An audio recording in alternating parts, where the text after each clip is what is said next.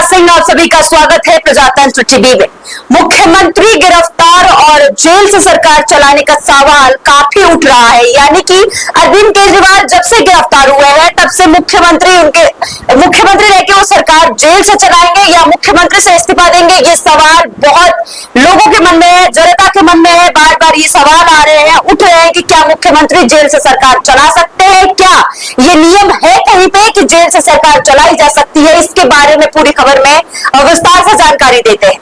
देश की राजनीति में मुख्यमंत्री रहते गिरफ्तार होने वाले अरविंद केजरीवाल पहले मुख्यमंत्री नहीं है, लेकिन वो पहले ऐसे मुख्यमंत्री होने जा रहे हैं जो जेल से सरकार चलाने की बात कर रहे हैं। हाल ही में झारखंड के सीएम हेमंत सोरेन की भी गिरफ्तारी हुई थी, लेकिन गिरफ्तार होने के बाद हेमंत सोरेन ने मुख्यमंत्री पद से इस्तीफा दे दिया था। हेमंत के बाद चौपाई सोरेन मुख्यमंत्री बने। तमिलनाडु से जयललिता भी मुख्यमंत्री पद पर रहते गिरफ्तार हुई थी। उसके बाद वो पनीरसेल्वम को भी मुख्यमंत्री बनाया गया। बिहार में लालू प्रसाद यादव की भी गिरफ्तारी हुई। उसके बाद उनकी पत्नी राबड़ी देवी को मुख्यमंत्री बनाया गया। उन्होंने भी गिरफ्तारी के बाद पद से इस्तीफा दे दिया था। लेकिन केजरीवाल मुख्यमंत्री पद से इस्तीफा देंगे या जेल के भीतर से ही सरकार चलाएंगे, आखिर कानून में इस संबंध में क्या क्या प्रावधान है। हाल ही में आम आदमी पार्टी के केजरीवाल के इस्तीफे में इनकार कर दिया, लेकिन कुछ मामले बेशक कानूनी अड़चनों से है। परंपराओं और नैतिकता का सवाल तो उठेगा ही, भले आज की राजनीति में उसकी बात विडंबना के तौर पर ही दर्ज हो जाती है। अब आते हैं गिरफ्तारी का मामला दोषी सिद्ध नहीं, यानी कि गिरफ्तारी का मामला दोषी सिद्ध नहीं किया जाता है। इस पे क्या कहते हैं कानून। दिल्ली के कथित शराब घोटाले मामले में ईडी ने मुख्यमंत्री केजरीवाल को 21 मार्च को गिरफ्तार किया था। केजरीवाल पहले ईडी की हिरासत में थे, लेकिन अब उनको 15 दिन तक न्यायिक हिरासत में भेज दिया गया है। किसी भी मुख्यमंत्री पद गिरफ्तार के बाद इस्तीफा देने की बाध्यता नहीं होती है। कानून की नजर में गिरफ्तारी होना दोषी यानी क्लीन स्वीप नहीं माना जाता है। लिहाजा किसी मुख्यमंत्री की गिरफ्तारी के तुरंत बाद उनसे इस्तीफा नहीं लिया जा सकता है। लोक प्रतिनिधित्व अधिनियम 1991 अयोग्यता प्रावधान की रूपरेखा देखता है, जिसके मुताबिक किसी भी चुने हुए प्रतिनिधि को पद से हटाने के लिए दोषी सिद्ध होना आवश्यक है। एक मामले में सुप्रीम कोर्ट भी कह चुका है कि जनप्रतिनिधि कानून में जेल जाने पर इस्तीफा देने की अनिवार्यता को लेकर कोई प्रावधान नहीं है। भ्रष्टाचार के मामले में गिरफ्तारी हो सकती है, लेकिन मुकदमा चलने के लिए लेफ्टिनेंट गवर्नर की मंजूरी लेनी होती है। इतना ही नहीं, जेल में बंद नेता तो लड़ ही सकता है, सदन की कार्यवाही में भी शामिल हो सकता है, लेकिन वहां किसी तरह की बैठक नहीं कर सकती है। इस साल जनवरी में अब ईडी ने हेमंत सोरेन को गिरफ्तार किया था, तो पीएमएलए कोर्ट ने उन्हें विश्वास मत देते हुए उन्हें इजाजत दी थी सभा में बैठने के लिए। जेल से सरकार चलाने का सवाल, यानी कि जेल से सरकार चलाया जा सकता है या नहीं, जनता के मन में भी ये चल रही है। एक मौजूदा मुख्यमंत्री के लिए जेल जाने से पहले इस्तीफा नैतिक विकल्प हो सकता है, लेकिन मंजूरी नहीं। किसी भी कैदी को जेल में आने के बाद जेल प्रशासन को 10 लोगों के नाम देने होते हैं। जेल में रहते हुए इन्हीं 10 लोगों से बात और मुलाकात की जा सकती है। जेल मैनुअल के मुताबिक हफ्ते में सिर्फ 2 बार ही आधे घंटे के लिए कैदी से मुलाकात की जा सकती है। एक बार में 3 लोग ही कैदी से मिल सकते हैं। कोई कैदी जब तक जेल में है तब तक उनकी सारी गतिविधियां कोर्ट के आदेश पर निर्भर होती है। कैदी अपने वकील के जरिए किसी कानून दस्तावेज पर तो दस्तखत कर सकता है, लेकिन किसी सरकारी दस्तावेज पे दस्तखत करने के लिए कोर्ट की मंजूरी लेनी होगी। अगर कोर्ट की मंजूरी के बगैर कोई फैसला लिया जाता है तो उसे चुनौती मिल सकती है। यानी केजरीवाल एक मुख्यमंत्री के रूप में कुछ अनुमतियों के साथ जेल से शासन चला सकते हैं, जैसे कैबिनेट बैठक आयोजित करना और जेल मैनुअल के अनुसार अदालत की मंजूरी के साथ फाइलों पर हस्ताक्षर करना, लेकिन यह आसान नहीं है। आपको बता दें, सहारा ग्रुप के संस्थापक सुब्रत रॉय जेल से इमारत को बनवाए थे। यानी कि ये कहानी सुब्रत राय से जुड़ी जाती है। सुब्रत राय जब जेल में बंद थे तब उन्होंने एक अपनी इमारत बनवाई थी जेल से ही। उसकी पीछे की पूरी कहानी विस्तार से बताते, खबर विस्तार से बताते। जब सहारा ग्रुप के संस्थापक सुब्रत राय जेल में थे तब एक कॉम्प्लेक्स को जेल घोषित किया गया था। वहां इंटरनेट, फोन और वीडियो कॉन्फ्रेंसिंग की सुविधा थी। यही रहकर सहारा ने अपनी संपत्तियां बेची थी और कर्जा चुकाया था। तब जाकर उन्हें जमानत मिली थी 2000 में। 2000 के दिल्ली विजन एक्ट के मुताबिक किसी भी जगह या बिल्डिंग को जेल घोषित किया जा सकता है और केजरीवाल वहां रहकर सरकार चला सकते हैं, लेकिन इसका अधिकार उपराज्यपाल के पास होता है। केजरीवाल और उपराज्यपाल बीके सक्सेना के बीच जिस तरह के संबंध रहे हैं उसे देखते हुए इसकी संभावना बहुत कम लगती है कि उन्होंने कोई यानी कि वो उनको कोई ऐसी सुविधा देंगे या उन्हें कोई ऐसी सुविधा मिलेगी। कैबिनेट की बैठक और उसके फैसले क्या कहते हैं?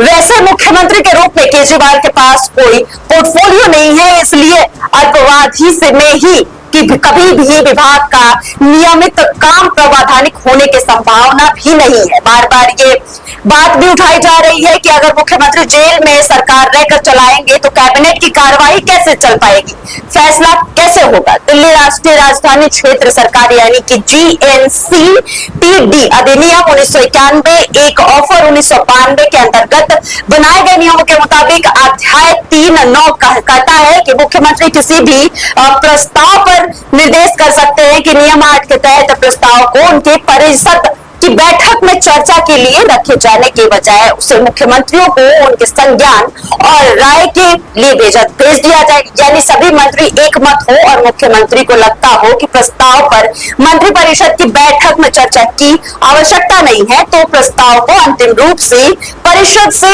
अनुमोदन माना जाएगा।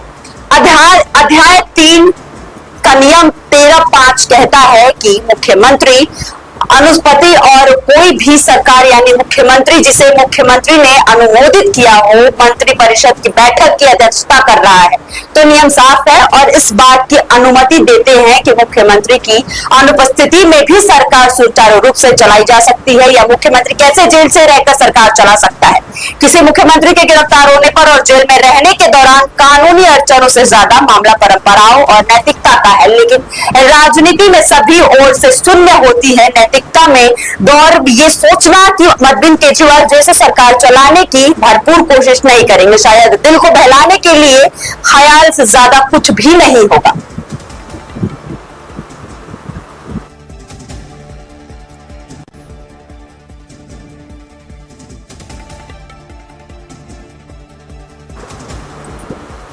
लोकसभा का जैसा माहौल चल रहा है वैसे देखते हुए अखिलेश यादव, हर किसी को अखिलेश यादव यूपी से है, हर किसी को हर राजनेता या हर पार्टी चाहती है कि हम यूपी में अपना वर्चस्व बनाए रखें। देखा जाए तो लोकसभा के नजरिए से यूपी बहुत बड़ी क्षेत्र आती है, यानी सीट वहां पे ज्यादा है लोकसभा की, इसलिए हर कोई चाहता है कि अगर यूपी जीत लिया तो केंद्र में जाने के लिए थोड़ा रास्ता क्लियर हो जाता है। अब अखिलेश यादव की आपको बात बता दें, अखिलेश यादव कितनी बार अपने उम्मीदवार के नाम, उम्मीदवार की लिस्ट चेंज कर चुके हैं। अखिलेश यादव के फैसले के बाद रामपुर में बैकफुट पर आजम खान आए, असीम रज्जा भी हटे पीछे। इसके बारे में पूरी जानकारी देखिए। समाजवादी पार्टी के मेरठ लोकसभा सीट पर एक बार फिर उम्मीदवार बदलने की चर्चा है। इस सीट से अतुल प्रधान ने बुधवार को नामांकन किया था। खबर है कि अब सपा के पूर्व विधायक योगेश वर्मा की पत्नी सुनीता वर्मा को प्रत्याशी बना दिया जाएगा। जानकारी के अनुसार योगेश वर्मा हेलीकॉप्टर से लखनऊ से मेरठ के लिए रवाना हो चुके हैं। अखिलेश के इस फैसले पर अतुल प्रधान ने प्रतिक्रिया दी है। सोशल मीडिया साइट एक्स पर अतुल प्रधान ने लिखते हुए राष्ट्रीय अध्यक्ष अखिलेश को जो निर्णय है वो स्वीकार है, जल्द ही साथियों से बैठकर बात करेंगे। वैसे यह पहला मौका नहीं है जब समाजवादी पार्टी ने लोकसभा चुनाव के लिए किसी सीट पर उम्मीदवार बदला हो। बागपत से भी बदल दिया गया है उम्मीदवार। इससे पहले पार्टी ने मुरादाबाद, बागपत, वाराणसी और बदायूं जैसे सीट पर अपने उम्मीदवार बदल दिए हैं। पार्टी ने सबसे पहले मेरठ लोकसभा सीट पर भानु प्रताप सिंह को टिकट दिया था।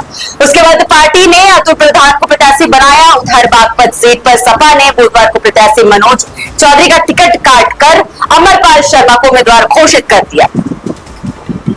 बिजनौर में यशवीर सिंह को भी किया रिप्लेस। बिजनौर लोकसभा सीट पर भी सपा ने प्रत्याशी बदल दिए हैं। पार्टी ने यहां पहले यशवीर सिंह को टिकट दिया था, हालांकि बाद में पार्टी ने नूरपुर से सपा विधायक राम अवतार सैनी के पुत्र दीपक सैनी को उम्मीदवार घोषित कर दिया है। एसटीएसएन पे आ जाते हैं। एसटीएसएन का टिकट भी काटा गया। एसटीएसएन भी बताया जा रहा है कि उनकी भी टिकट कट गई है। इसी तरह मुरादाबाद लोकसभा निर्वाचन क्षेत्र से भी समाजवादी पार्टी के पहले डॉक्टर एसटी हसन को प्रत्याशी घोषित कर दिया गया। हालांकि बाद में पार्टी ने मुरादाबाद पर अपना मन बदल दिया और दिग्गज नेता आजम खान की करीबी रुचि बीरा को मैदान में उतार दिया गया। खजुराहो से मनोज यादव का भी टिकट बदला गया है। सपा ने खजुराहो लोकसभा सीट से अपने उम्मीदवार मनोज यादव को बदलकर पूर्व विधायक मीरादीप नारायण यादव को टिकट दे दिया है। सपा के राष्ट्रीय प्रवक्ता यश भारती ने न्यूज एजेंसी पीटीआई को बताया कि यह बदलाव बीजेपी के खिलाफ एक शक्तिशाली और स्थानीय उम्मीदवार खड़ा करने के लिए किया गया है। वाराणसी से भी टिकट बदला गया है, वहां पे भी कैंडिडेट बदले गए हैं। और आपको बता दें, वाराणसी लोकसभा मोदी यानी प्रधानमंत्री जी का लोकसभा क्षेत्र रहा है। आखिर सपा ने किसको वहां पे टिकट दिया है? इससे पहले अखिलेश यादव ने वाराणसी से टिकट सुरेंद्र सिंह पटेल को पीएम मोदी के सामने मैदान में उतारा था। बाद में यह सीट गठबंधन के तहत कांग्रेस के खाते में चली गई। इसके अलावा अखिलेश यादव ने बागपत सीट से कैंडिडेट बदल दिया। उन्होंने पहले यहां से मनोज चौधरी को मैदान में उतारा, हालांकि बाद में उन्होंने अमरपाल शर्मा को बागपत से टिकट दे दिया। बदायूं में भी प्रत्याशी बदले गए। इससे पहले सपा ने आगरा में भी अपना उम्मीदवार बदल दिया था। बदायूं में भी सपा ने अपने उम्मीदवार बदल चुके हैं। पहले यहां से धर्मेंद्र यादव को कैंडिडेट बनाया गया था, उसके बाद अखिलेश यादव के चाचा शिवपाल सिंह यादव को टिकट दे दी गई। अब चर्चा है कि सपा प्रमुख सीट से आदित्य यादव को चुनाव लड़ा सकते हैं।